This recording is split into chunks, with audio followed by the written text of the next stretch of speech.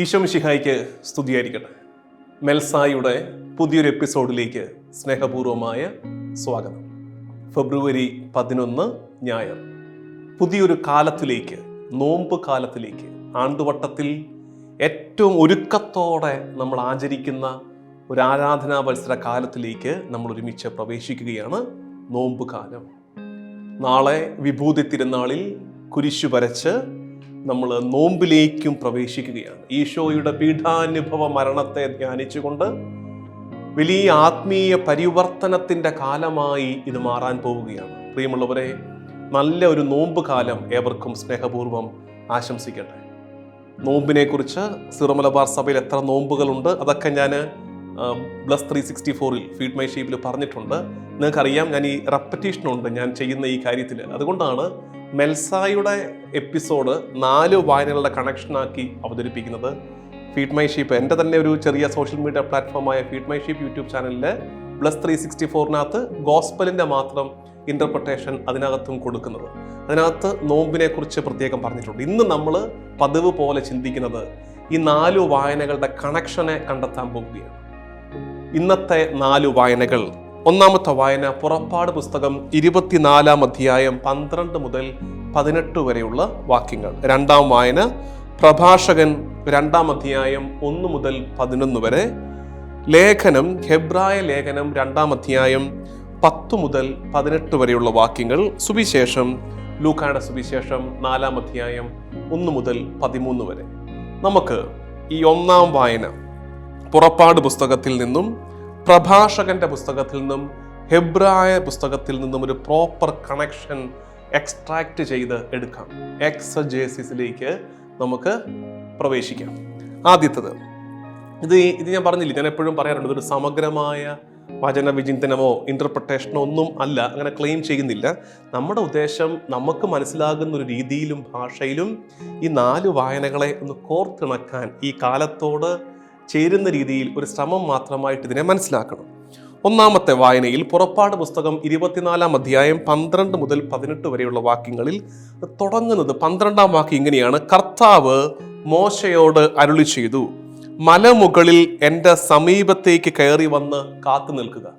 നോമ്പ് കാലത്തിന്റെ ആദ്യത്തെ ഞായറാഴ്ച വായിക്കാൻ കൊള്ളാവുന്ന 1-ാം തരം ഭാഗം, മലമുകളിൽ എൻ്റെ സമീപത്തേക്ക് കയറി വരിക. ദൈവം മോശയോട് പറയുകയാണ്, എൻ്റെ സാന്നിധ്യത്തിൻ്റെ ചാരത്തേക്ക് നീ അടുത്ത് നിൽക്കുക, കയറി നിൽക്കുക എന്ന്. ആഫ്റ്റർ ഓൾ, എന്താണ് ഈ നോമ്പ്? നമ്മളെ സംബന്ധിച്ച് ചില ഭക്ഷണ സാധനങ്ങൾ വേണ്ടെന്ന് വെക്കണം കേട്ടോ. ഇപ്പോൾ പറഞ്ഞ് പലരും നോമ്പ് എടുക്കുന്നില്ല. അതായത് നമ്മുടെ യാമപ്രാർത്ഥനയിൽ ഒരു ഗീതമുണ്ടായിരുന്നു, നോമ്പിൻ സാരം ഭോജ്യങ്ങൾ വെടിയുക മാത്രവുമല്ലല്ലോ. അപ്പൊ അത് പറഞ്ഞിട്ട് അല്ലെങ്കിൽ കൂടി പലരും പറയും, ഈ ഭക്ഷണമൊക്കെ വേണ്ടെന്ന് വെക്കുന്നതിലാണോ കാര്യം? നന്നാകണ്ടേ, അതല്ലേ കാര്യം എന്നും പറഞ്ഞ് നോമ്പ് എടുക്കത്തില്ല. എന്താകും? നോമ്പ് എടുക്കത്തില്ല, നമ്മൾ നന്നാകത്തുമില്ല. അതുകൊണ്ട് നമുക്ക് നോമ്പൊക്കെ എടുക്കണം. പ്രത്യേകിച്ച് ഈ 50 നോമ്പിന്റെ നോമ്പ് ഗൗരവത്തോടെ എടുക്കണേ. നോമ്പിനെ മനസ്സിലാക്കേണ്ടത് ഏതിനോടെങ്കിലുമൊക്കെ വേണ്ടെന്ന് വെക്കുന്നത്, മാറ്റി വെക്കുന്നത് മാത്രമല്ല, അതിന്റെ ഫസ്റ്റ് ഫേസ് ആണ്. ശരിക്കും നടക്കേണ്ടത് എന്താ? ഈ പറഞ്ഞ കാര്യമാണ്. മലമുകളിൽ എൻ്റെ സമീപത്തേക്ക് കയറി വന്ന് കാത്തു നിൽക്കുക. കർത്താവിൻ്റെ സാന്നിധ്യത്തിലേക്ക് കുറെ കൂടെ അടുക്കാൻ വേണ്ടി മറ്റു പലതിനോടും ഒരു അകലം പാലിക്കുന്ന കാലമാണ് നോമ്പ് കാലം. ഒന്നാമത്തെ വായനയിൽ മനസ്സിലാക്കുന്നത് കർത്താവിൻ്റെ സാന്നിധ്യത്തിലേക്ക് കയറി നിൽക്കുക. ദൈവം തമ്പുരാന്റെ സാന്നിധ്യത്തിലേക്ക് പ്രാർത്ഥനയിലൂടെ, പരിത്യാഗത്തിലൂടെ, പുണ്യപ്രവർത്തികളിലൂടെ ഒക്കെ കയറി നിൽക്കേണ്ട ഒരു കാലത്തിലേക്ക് നമ്മൾ പ്രവേശിക്കുകയാണ്. അങ്ങനെ വരുമ്പോൾ ഉടനെ അടുത്ത ചിന്ത നമുക്ക് വരാൻ സാധ്യതയുള്ളതെന്ന് അറിയാമോ? നമ്മൾ സ്വാഭാവിക മനുഷ്യരല്ലേ, നമ്മൾ ചിന്തിക്കും, കർത്താവിൻ്റെ അടുത്തേക്ക് കയറി നിന്നാൽ ഇനി എല്ലാം സേഫാണ്, ഇനി ഞാൻ തകർക്കും, ഇനി എനിക്കെല്ലാം അനുഗ്രഹ വർഷത്തിന്റെ കാലമാണ്, അനുഗ്രഹത്തിന്റെ പെയ്തിറങ്ങുന്ന സുന്ദരകാലമാണ്. അത്തരം പ്രോസ്പെരിറ്റി ഗോസ്പൽ എന്ന് വെച്ചാൽ നീ പ്രാർത്ഥിച്ചാൽ എല്ലാം ഓക്കെ, നീ കർത്താവിൻ്റെ അടുത്തേക്ക് വന്നാൽ എല്ലാ സങ്കടവും മാറും, ഇനി കണ്ണീര് പെയ്യില്ല, പെയ്യാൻ പോകുന്നത് അനുഗ്രഹം മാത്രമായിരിക്കുമെന്ന മോഹന വാഗ്ദാനങ്ങളുടെ പ്രോസ്പെരിറ്റി ഗോസ്പൽ ഒത്തിരി മുഴങ്ങുന്ന ഒരു കാലത്ത് നമുക്കും സ്വാഭാവിക പ്രലോഭനം ഉണ്ടാകും. കർത്താവിൻ്റെ അടുത്തേക്ക് കയറി നിന്നാൽ ഇനി ഒരു കുഴപ്പമില്ല, ഇനി എല്ലാം ഓക്കെ. അവിടെയാണ് പ്രഭാഷകന്റെ പുസ്തകം 2-ാം വായന നമ്മൾ വായിക്കുന്നത്. ഇങ്ങനെയാണ് തുടങ്ങുന്നത് തന്നെ ഇങ്ങനെയാണ്. പ്രഭാഷകന്റെ പുസ്തകം 2-ാം അധ്യായം 1 മുതൽ 11 വരെയുള്ള വാക്യങ്ങളിൽ ഇങ്ങനെയാണ്: എൻ്റെ മകനെ, നീ കർത്തൃ ശുശ്രൂഷയ്ക്ക് ഒരുമ്പെടുന്നെങ്കിൽ പ്രലോഭനങ്ങൾ നേരിടാൻ ഒരുങ്ങിയിരിക്കുക.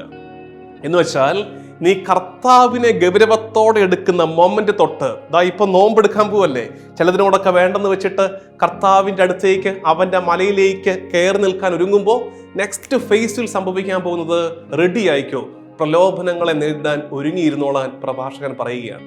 കർത്താവിനെ ഗൗരവത്തോടെ എടുക്കുന്നവർക്കൊക്കെ അവരുടെ ജീവിതത്തിൽ പ്രലോഭനങ്ങളുണ്ട്, പരീക്ഷണങ്ങളുണ്ട്. ഉറപ്പാണ്.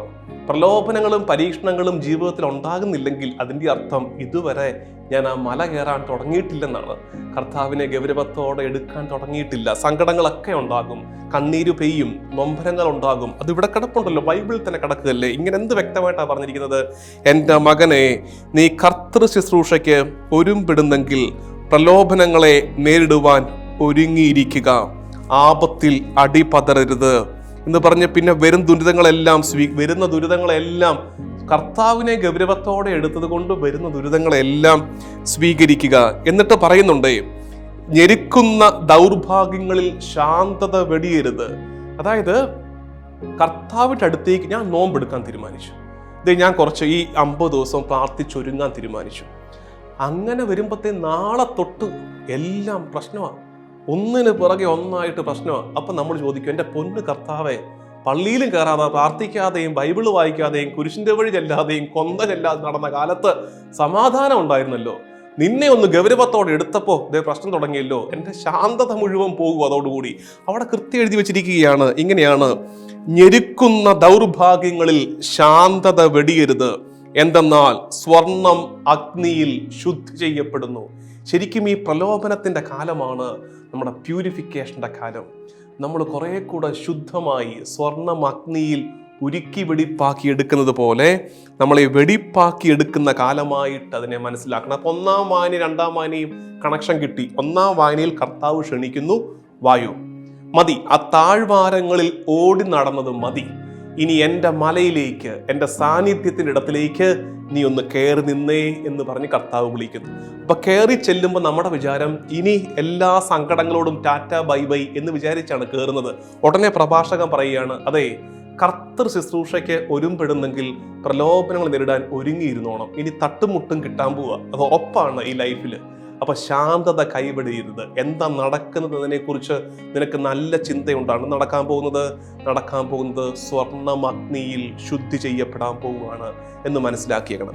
അപ്പൊ അങ്ങനെ സ്വർണം അഗ്നിയിൽ ഇങ്ങനെ ശുദ്ധി ചെയ്യപ്പെട്ട് പരീക്ഷണങ്ങളിലൂടെ, പ്രലോഭനങ്ങളിലൂടെ എന്നെ തന്നെ ഞാൻ ഇങ്ങനെ മെരുക്കിയും രൂപീകരിച്ചും എടുക്കുമ്പോൾ എന്താ അതിൻ്റെ മെച്ചം? അത്തരം സങ്കടങ്ങൾ, പ്രലോഭനങ്ങൾ, കണ്ണീര് എൻ്റെ ജീവിതത്തിൽ ഉണ്ടാകുമ്പോൾ എന്താ മെച്ചം? അതിൻ്റെ ഉത്തരം സുന്ദരമായിട്ട് 3-ാമത്തെ വായനയിൽ കിടപ്പുണ്ട്.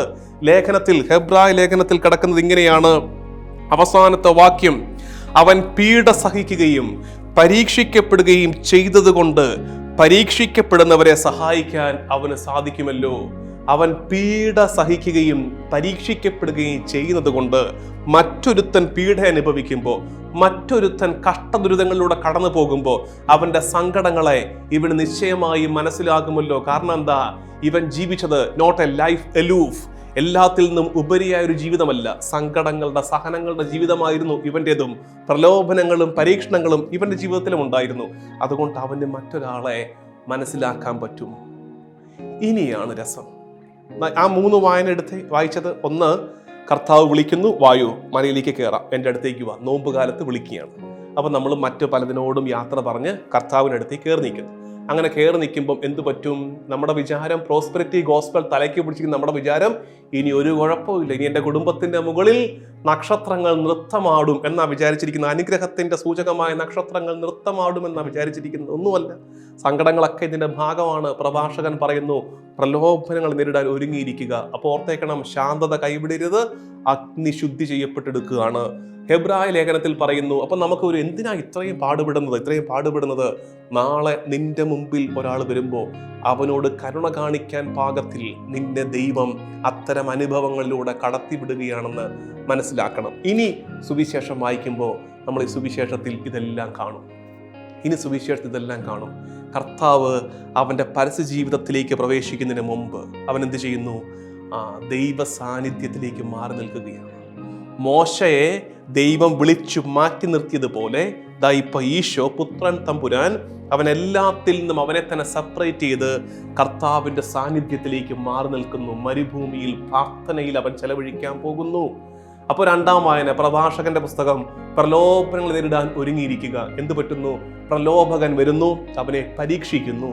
അഗ്നി ശുദ്ധി ചെയ്യപ്പെടുകയാണ് മരുഭൂമിയിൽ.